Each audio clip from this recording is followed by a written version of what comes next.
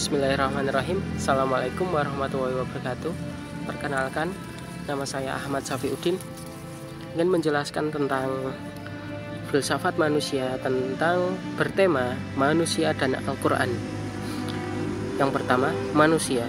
Manusia berbeda dengan makhluk yang lain, termasuk dengan malaikat, iblis, dan juga binatang. Karena manusia memiliki akal dan hikmah serta tabiat dan nafsu. Ilmuwan barat menganggap manusia sebagai makhluk materi yang dapat dibentuk dan menafsirkan keberadaan sang pencipta. Perilaku manusia seperti perilaku binatang yang terbentuk sejak awal tahun-tahun awal. Menurut Al-Quran, manusia terdiri dari jasmani dan rohani, diciptakan sebagai khalifah untuk mengabdi kepada Allah SAW. Dalam Al-Quran ada 3 hakikat manusia, yaitu bashar, yaitu makhluk biologis,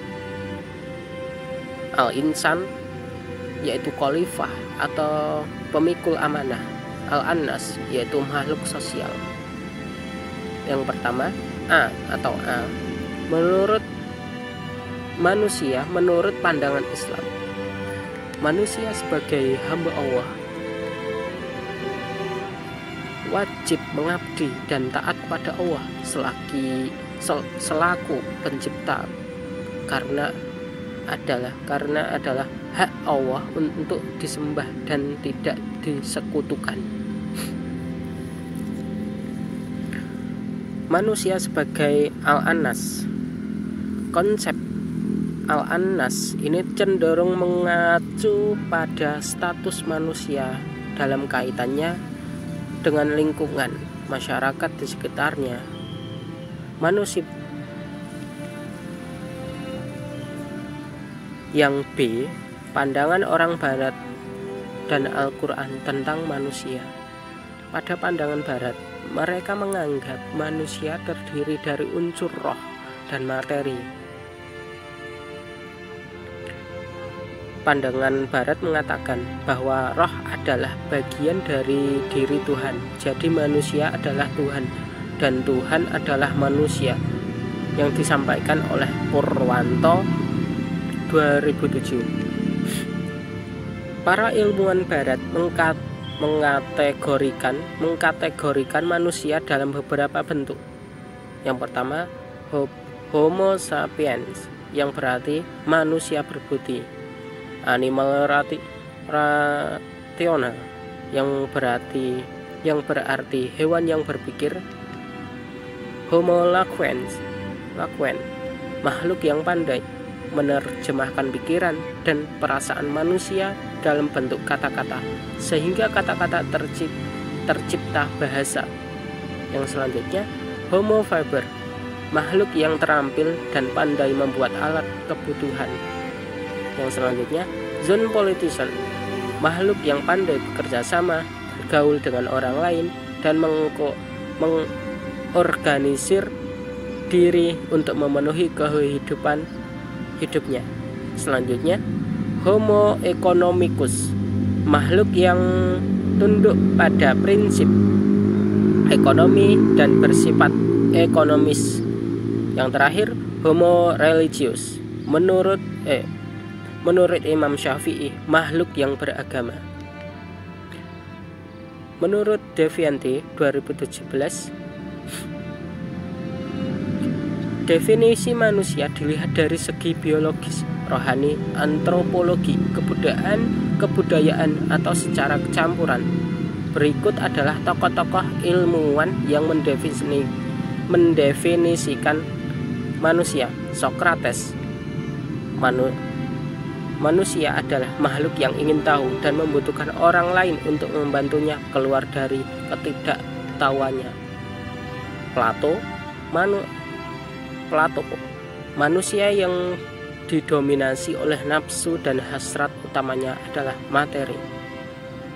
Selanjutnya, René Descartes, manusia memiliki emosi yang bervariatif seperti cinta, benci, senang, gembira, dan keinginan. Selanjutnya, Thomas Hobbes, Manusia bersifat mementingkan dirinya sendiri dan terpaksa mengaku hak orang lain. Selanjutnya, John Locke.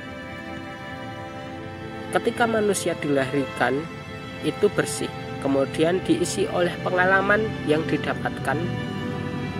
didapatkannya selama hidup. Selanjutnya, Immanuel Kant. Manusia itu bebas bertindak sesuai dengan alasannya dan bukan hanya untuk kepentingannya sendiri. Yang selanjutnya, tokoh selanjutnya, Charles Darwin. Manusia dan kera memiliki nenek moyang yang sama. Semua manusia, tidak peduli bagaimanapun anehnya, telah berevolusi melalui serangkaian langkah yang bertahap.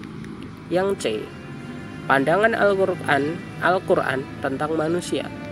Dalam pandangan ilmuwan muslim seperti yang dikemukakan oleh Fakhruddin Al-Razi, sebagaimana yang dikutip oleh Adnan Atmas, bahwa manusia berbeda dengan makhluk yang lain, termasuk dengan malaikat, iblis, dan juga binatang, karena manusia memiliki akal, hikmah, serta tabiat dan nafsu.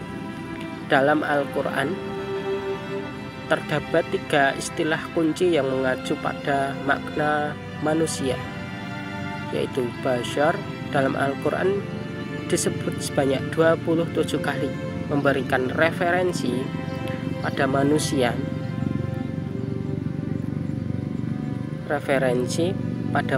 sebagai makhluk biologis. Antara lain terdapat dalam surat Al-Imran ayat 7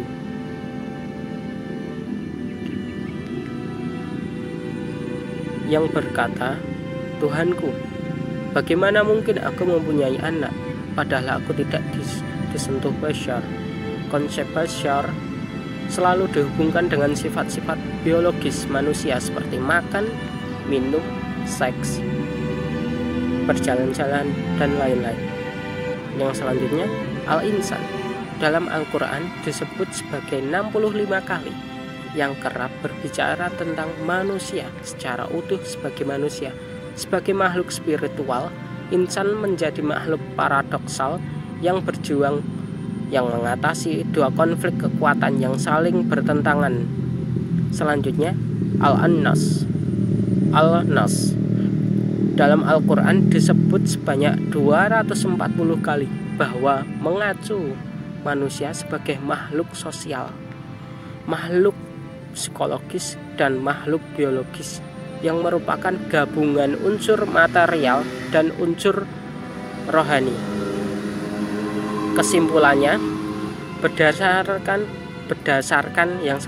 yang saya jelaskan di atas, bahwa dalam agama Islam manusia diciptakan untuk menjadi khalifah yang mempunyai akal, pikiran, dan nafsu yang membedakan antara makhluk hidup orang lain, makhluk hidup lainnya. Jika dibandingkan dengan pengertian ilmuwan barat, akan sangat berbeda, karena ilmuwan barat memandang manusia sebagai makhluk materi yang dapat dibentuk dan menafsirkan Sang Pencipta. Sekian dari saya, kurang dan lebihnya mohon maaf. Barakallahu fikum. Wassalamualaikum warahmatullahi wabarakatuh.